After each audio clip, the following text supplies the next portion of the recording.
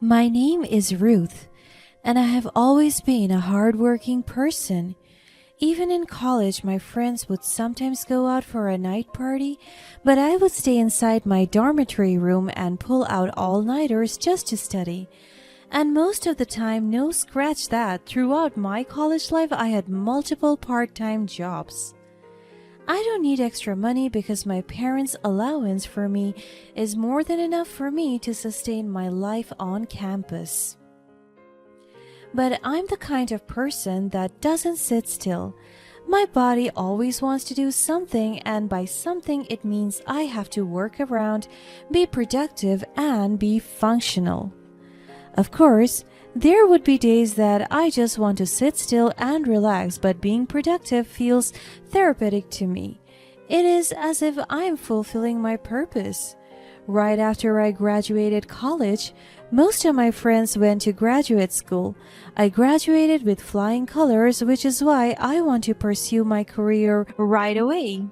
As an information technology graduate, I want to be the best and land a decent position in a corporate company. My friend Joey, who happened to be my senior in college, recommended me his position at an IT company. He told me that with my skill set, competence, hard work, and knowledge, he is determined that I will thrive in the company and be successful in no time.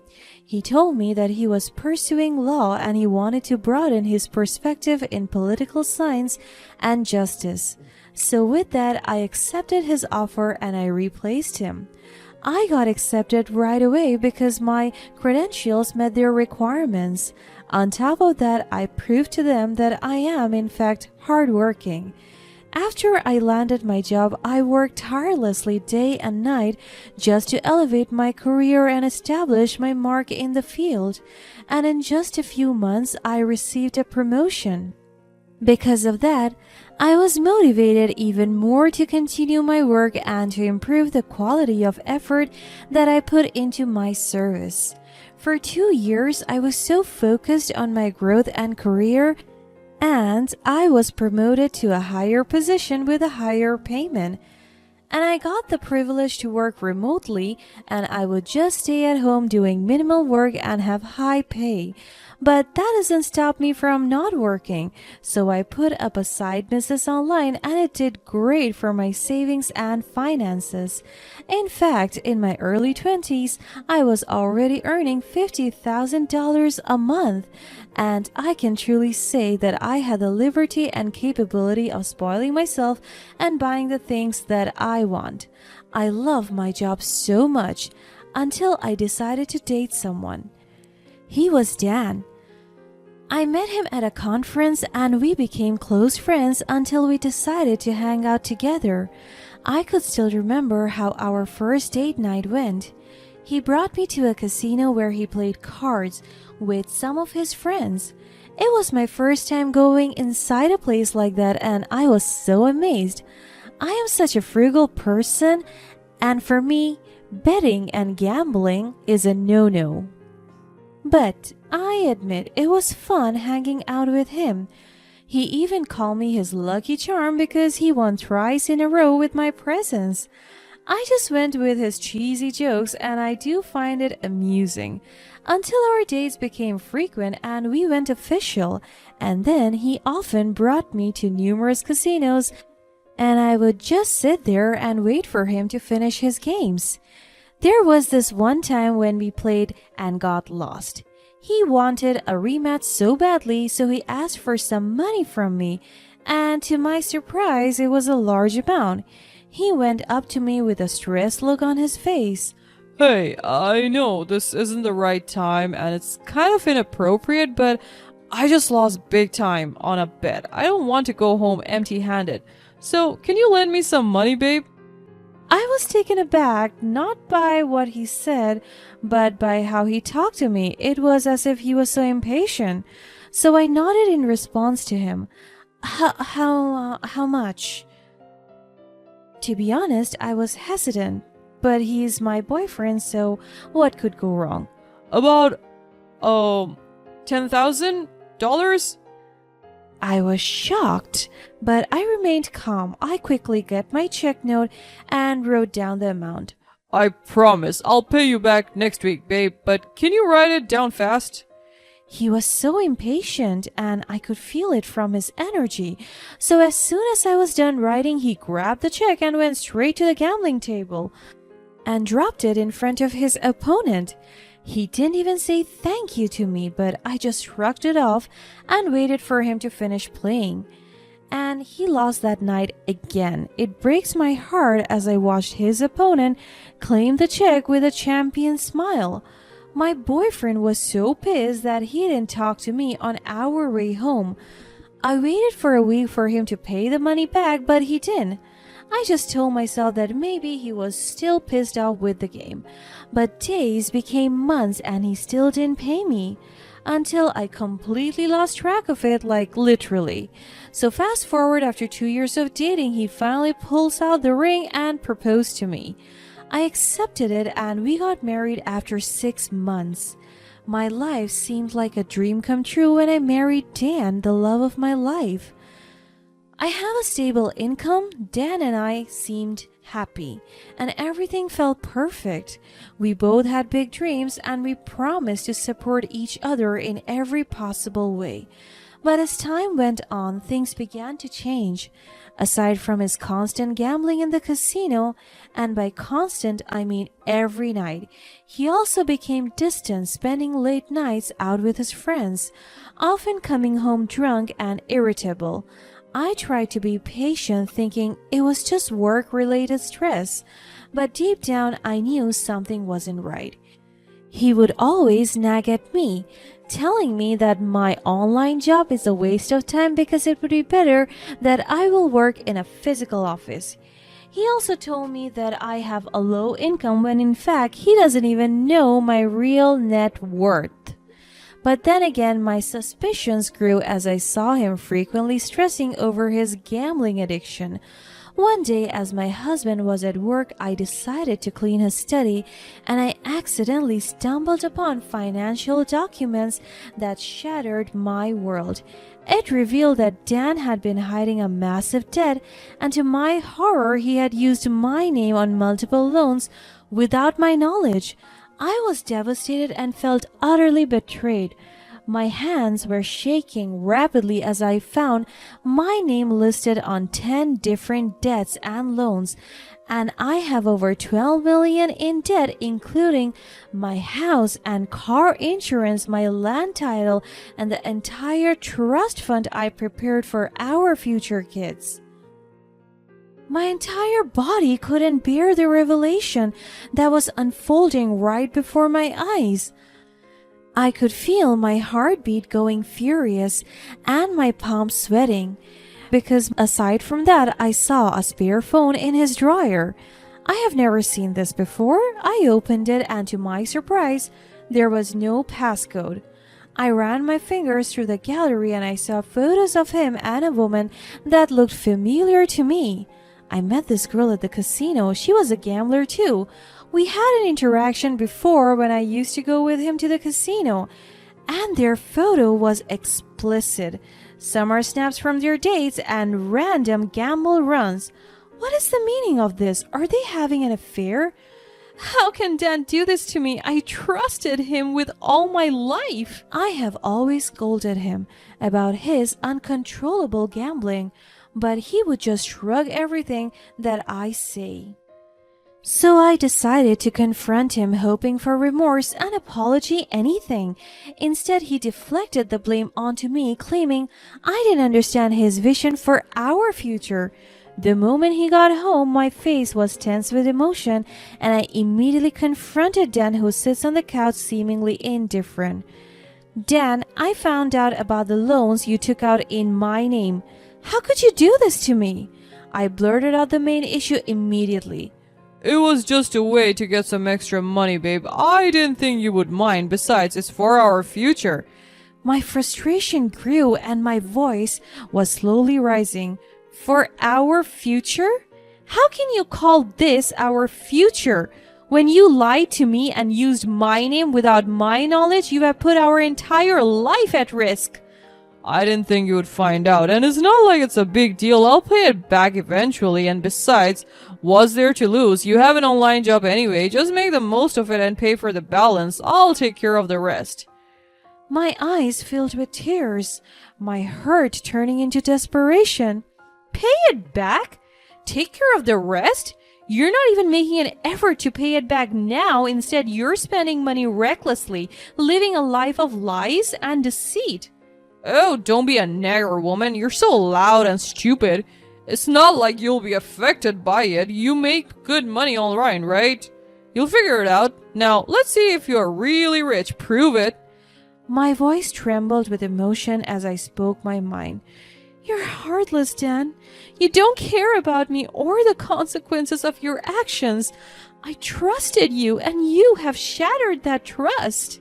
Oh, spare me the emotions, the crying, and all the shit you're trying to do. I'm just trying to make things better for us. It's just a small amount of money. If I win another gamble, then we'll pay for it. So shut your mouth up and do as I say. Pay the goddamn debt. You're not making anything better. You're destroying everything we had together. And what about Monica? I know about her too. Dan's face hardened, his frustration evident. That's none of your business. Monica has nothing to do with this. My bitterness shines through my words. She has everything to do with this. You cheated on me, and she's just another part of the mess you've created. Maybe if you were more supportive and didn't nag me all the time, I wouldn't have looked for someone else. My heart sank at his cruel words, as if a big rock was used to crash it. I am so devastated by his statements. You're blaming me for your actions? I deserve better than this, Dan. I deserve someone who respects and appreciates me. Shut up, damn. You're so annoying, nagging all the time and insisting your ugly face on me. Fine, have it your way. Maybe we should just end this. I can't deal with your nagging and drama. And look at you. You look horrible. You are nothing but trash. My determination strengthens, and my eyes filled with resolve. Maybe you're right. Maybe it's time to end this charade. But know this, Dan, I won't let you get away with what you've done. I'll take back control of my life, and you will face the consequences of your actions. He mocked me with a smile. Good luck with that, stupid girl. You'll see that life won't be so easy without me. I turned away, tears streaming down my face. I'll manage just fine, and one day you'll regret the day you ever underestimated me.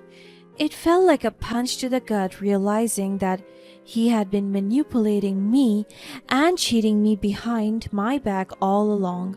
But the next morning, everything changed. He treated me better. He tried to mend things with me by explaining to me everything. He told me that he won't leave me and we will face this together. Also, he told me that he will leave Monica behind and that he will choose me all over again. I didn't know what happened to me that day, but I accepted him back into my life again.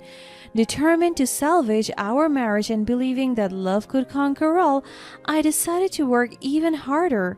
I threw myself into my job, working day and night just to make enough money to pay off his debts and save our home.